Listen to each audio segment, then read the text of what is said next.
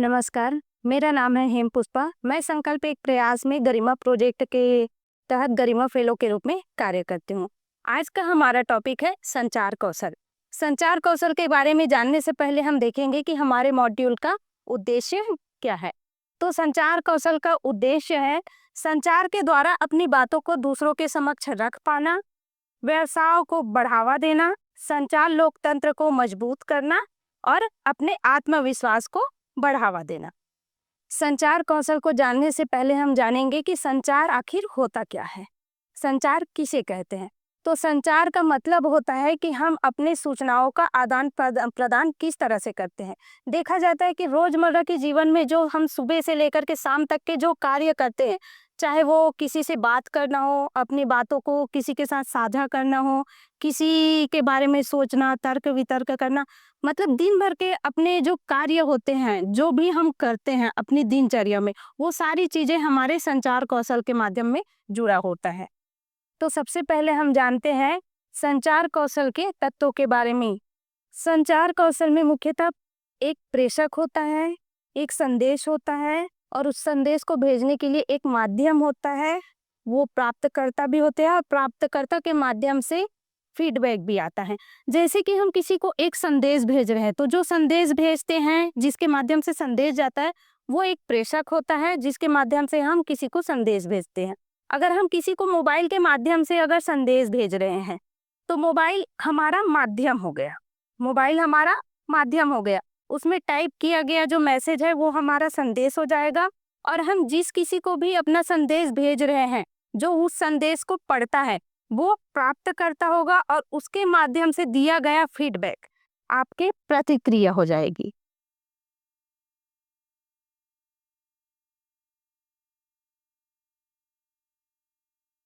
तो आइए जानते हैं कि संचार कौशल के माध्यम कौन कौन से हो सकते हैं। संचार कौशल के माध्यम में हो सकता है मोबाइल, टेलीफोन, जिसमें हम एक जगह रह करके भी अपने परिवारजन या किसी को भी, चाहे वो कितनी दूरी पर हो, उन्हें मैसेज के द्वारा अपना संवाद कर सकते हैं। उसके बाद है समाचार पत्र। समाचार पत्र संचार का एक ऐसा माध्यम है जिसके माध्यम से हमें एक जगह रह करके पूरे विश्व की खबरें जानने को मिल सकती है। रेडियो और टेलीविजन, यह एक श्रव्य और दृश्य माध्यम है जिसके माध्यम से हमें देश विदेशों की खबरें यहाँ पर मिल सकती है। मेल के माध्यम से भी अपने मैसेज हम किसी को भी भेज सकते हैं, चाहे वो कितनी दूरी पर हो। एक पत्र के माध्यम से भी हम अपना मैसेज किसी को भी भेज सकते हैं। उसके बाद है मीडिया के माध्यम से आप किसी भी प्रकार का सूचना का आदान प्रदान बहुत आसानी से कर सकते हैं। तो यह हमारा संचार को बढ़ावा देने का एक महत्वपूर्ण माध्यम है। तो आइए जानते हैं संचार में कौन कौन से कितने प्रकार होते हैं। तो संचार में पहला होता है मौखिक संचार। मौखिक संचार का मतलब होता है आमने सामने, फेस टू फेस बात करना। जैसे कि एक टीचर अपने स्टूडेंट से सामने ब्लैक बोर्ड में कुछ भी दिखाते हैं या फिर प्रोजेक्टर के माध्यम से किसी को बताना, समुदाय में एक दूसरे से बात करना, परिचर्चा करना, तो ये सारी चीजें आपके मौखिक संचार में आ जाती है।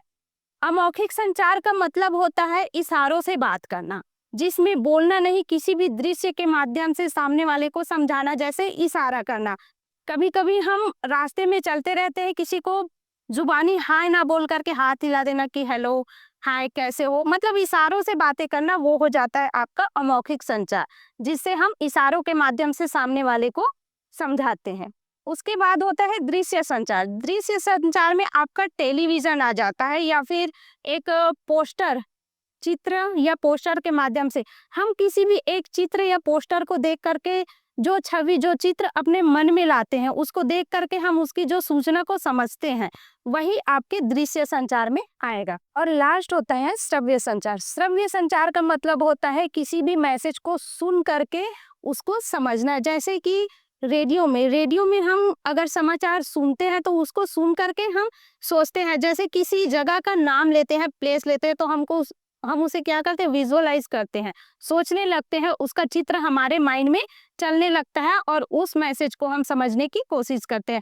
जैसे मोबाइल में भी अगर कोई हमको इंस्ट्रक्शन देता है तो उसको सुन करके हम उसको समझने लगते हैं, या किसी जगह का मैप बता रहा है या फिर रास्ता बता रहा है तो वो हम विजुअलाइज करते हैं, तो वो हमारे श्रव्य संचार के में आ जाता है।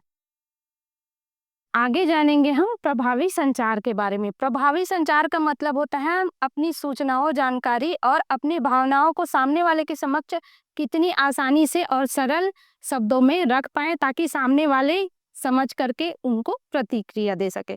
जिसमें हमें कुछ इन बातों का ध्यान रखना बहुत जरूरी होता है। जैसे कि पहला है बॉडी लैंग्वेज।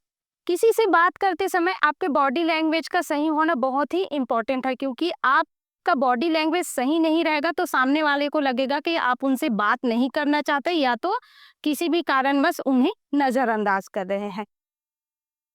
दूसरा हो गया पहनावा। पहनावा हमारे संचार कौशल का महत्वपूर्ण हिस्सा है, जिसे देख करके लोग आपको जज करते हैं, चाहे वो ऑफिस में हो या घर में हो। तो इसीलिए हम जिस माहौल में जाते हैं अपनी बातों को रखने के लिए या लोगों के साथ संपर्क करने के लिए, तो हमें वहां पर उस माहौल के हिसाब से अपने पहनावों को रखना बहुत जरूरी है।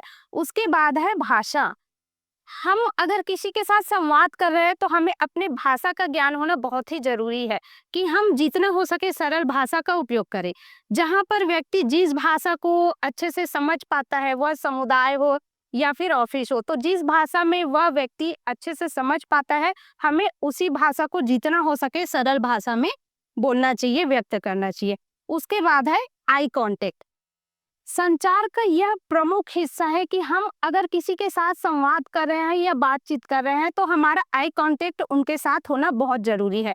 अगर आई कांटेक्ट उनके साथ रहेगा तो सामने वाले को लगेगा कि आप उन्हीं से बात कर रहे हो, ना कि हम बात करते हुए अगर इधर उधर देखते हैं, अगर आंखें चुराते हैं तो उससे लगता है आपकी घबराहट पता चलती है और ये लगता है कि सामने वाले आपसे बात नहीं करना चाहते। तो इसमें हमें अपना आई कांटेक्ट सही रखना बहुत ही जरूरी है। और उसके बाद है मोस्ट इम्पॉर्टेंट है कि संचार का मतलब सिर्फ बोलना नहीं होता है, सुनना भी होता है। संचार कौशल में सुनना व समझना है।